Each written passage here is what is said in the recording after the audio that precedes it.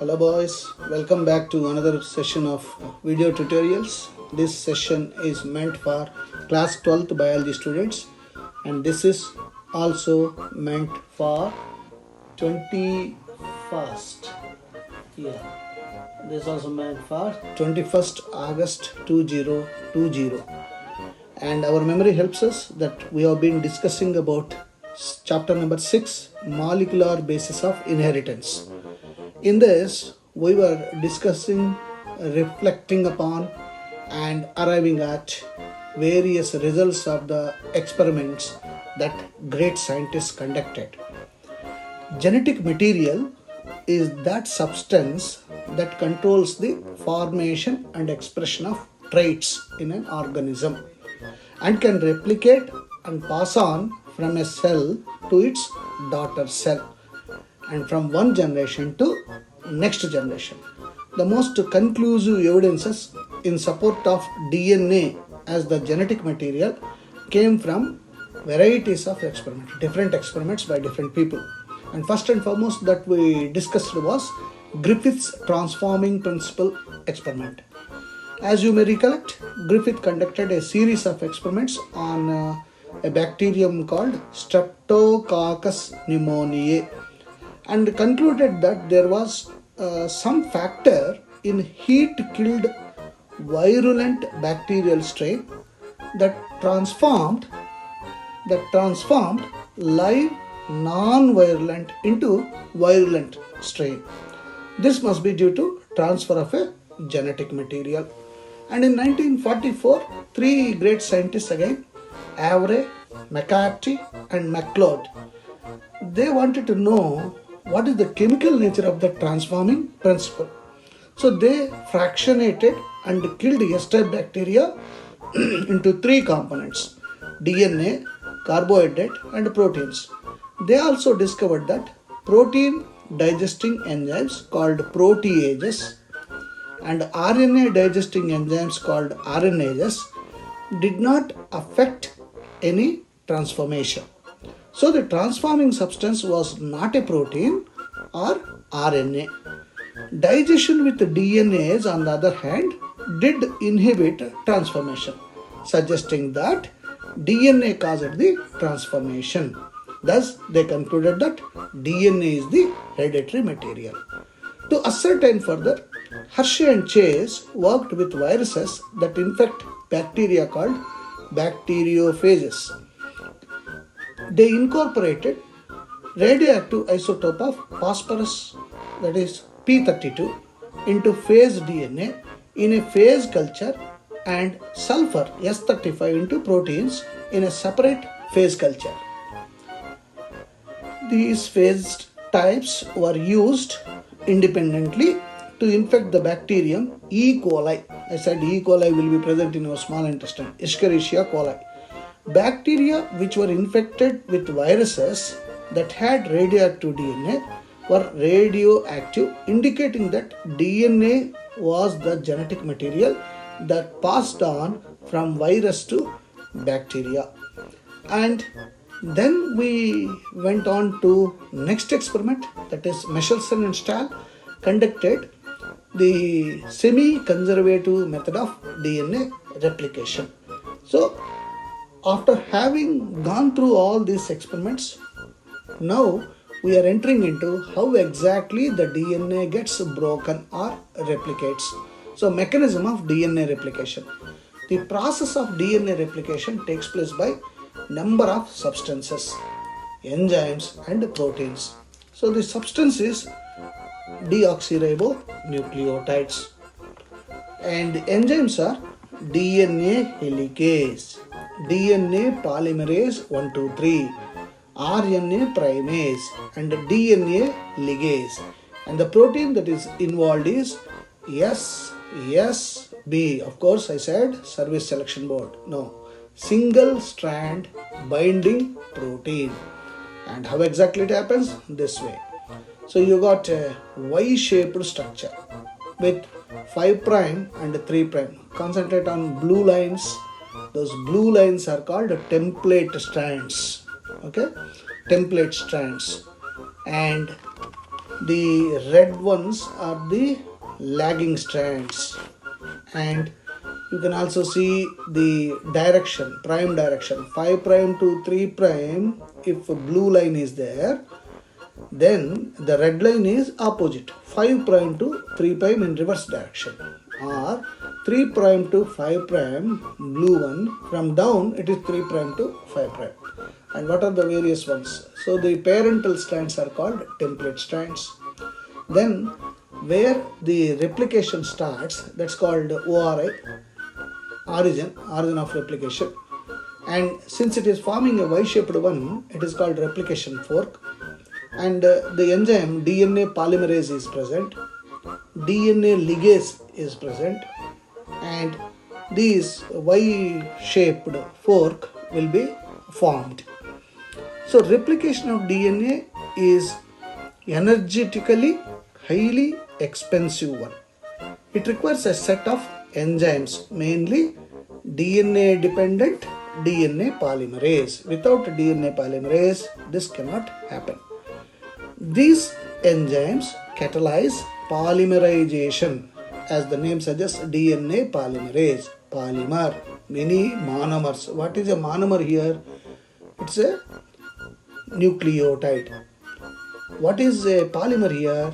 Addition of many nucleotides. So we said, what is DNA? If you recollect, I said DNA is polynucleotidal chain. So that's how the DNA polymerase adds on, making it polymerization of large number of nucleotides very accurately in a very short time. That is the function of DNA polymerase. Replication requires abundant energy. To break the DNA, lot of energy is required, and that comes from breakdown of triphosphates of deoxyribonucleotides. There is phosphorus, so the phosphorus will be broken. Next, enzyme helicase acts over the ORI site. ORI is origin of replication site, and unzips or unwinds the two strands of DNA. You can see here, this is how. So it is the leading strand, blue ones, and lagging strands. So once the ORI from ORI, helicase unzips two strands of DNA. So you can see the function of helicase. Helicase unwinds the double helix. So the separated strands are stabilized by means of SSBP, single stranded binding proteins. You can see here, see black ones, single stranded DNA binding proteins make the templates available to RNA primase and DNA polymerase 3. So you have got a RNA primase which makes a primer and DNA polymerase. Unwinding creates tension in the uncoiled part by forming more supercoils. As the unfolding of zip takes place, so there will be a lot of tension and more of coiling of DNA will take place. And this tension is released by another enzyme called topoisomerase. So the tension that is created because of unwinding in the DNA will be nullified by topoisomerase. They cause nicking of one strand of DNA for removing coils and resealing the same. So resealing will be done. Whole of DNA does not open in one stretch due to very high energy requirement. But the point of separation proceeds slowly towards both the directions, both 5' and 3' directions. It gives an appearance of Y-shaped structure, and this Y-shaped structure we call it as replication fork. A small strand of RNA, as you are seeing here, called RNA primer, is synthesized at the 5' end. You can see the blue one ending with 5'. The new DNA strand. It is essential. This RNA primer is very essential for initiation of new DNA chains as it is required by DNA polymerase to add nucleotides. So what is the function of RNA primer? It is to add new DNA strands or DNA nucleotides. So DNA polymerase catalyzes polymerization only in one direction, that is 5' to 3'. This you must remember, 5' to 3' only it is added. Catalyzation takes place. Consequently, on one strand, that is the template with polarity 3' to 5', the 3' to 5', the replication is continuous, as you are seeing. It is a continuous one. You call it as leading strand. While on the other template with the polarity 5' to 3', it is discontinuous. And this discontinuous replication forms smaller fragments, small pieces of new DNA, and those small pieces were discovered by a Japanese scientist called Okazaki. That's why these small pieces are called Okazaki fragments. So it is a discontinuous strand. The discontinuous replication occurs because only a small stretch of template exposes at one time, at a particular time.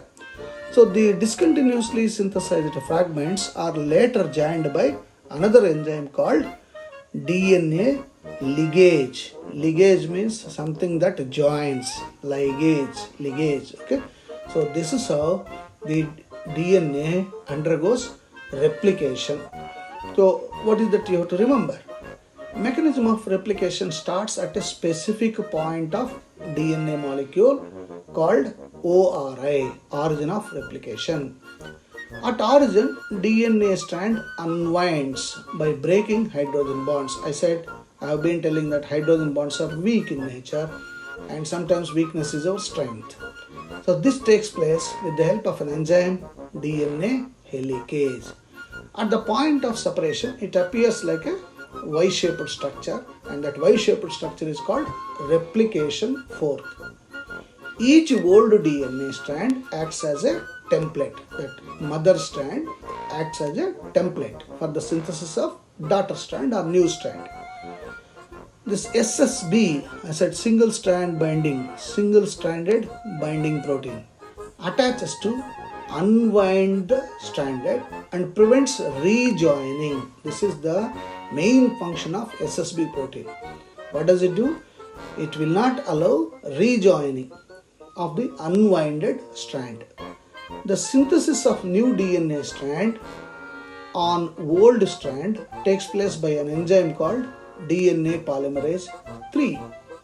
It adds new nucleotides through complementary base pairing. I said again in my previous session, what is complementary base pairing? One purine joining with another pyrimidine. And I said A will always pair with T, adenine, thymine and vice versa. Guanine with cytosine and vice versa. And I also said between adenine and thymine there will be 2 hydrogen bonds. Between guanine and cytosine 3 hydrogen bonds will be there. Irrespective of whether it is double bond or triple bond hydrogen, basically hydrogen bonds are weak. So the nature takes advantage of that weak hydrogen bonding and DNA replication takes place. So DNA polymerase 3 always synthesizes new strand, but you must remember it is always 5' to 3'. Basically in NEET exam this question will be asked. Is it 5' to 3' or 3' to, you must remember it as 53, 5' to 3. The synthesis of new strand for the parent template strand having 3' to 5' end is continuous, and this strand, as I said, leading strand. The synthesis of new strand for the parent template strand having 5' to 3' end is discontinuous, as you have seen in the picture. It forms by small segments of DNA called Okazaki fragments. I said a Japanese scientist by name Okazaki discovered this. So these small pieces of DNA are called Okazaki fragments. This strand is called lagging strand. See, that is leading strand and this is lagging strand. During the formation, you can remember lagging means something not there. So continuity is not there. So lagging strand. That's how you can remember in the exam. During the formation of Okazaki fragments, RNA primase first synthesizes RNA primer. So, DNA polymerase 3 continues the synthesis of Okazaki fragments in 5' to 3' direction. At the end, RNA primers are replaced by deoxyribonucleotides with the help of enzyme DNA polymerase 1. So the major role is played by DNA polymerase 3. The Okazaki fragments joins together with the help of an enzyme called DNA ligase. So DNA polymerase 2 once again checks and repairs. See, basically the function of DNA polymerase 2 is supervision. Once again checks and repairs the errors occurs in new strand. So this is how the DNA replication, mechanism of DNA replication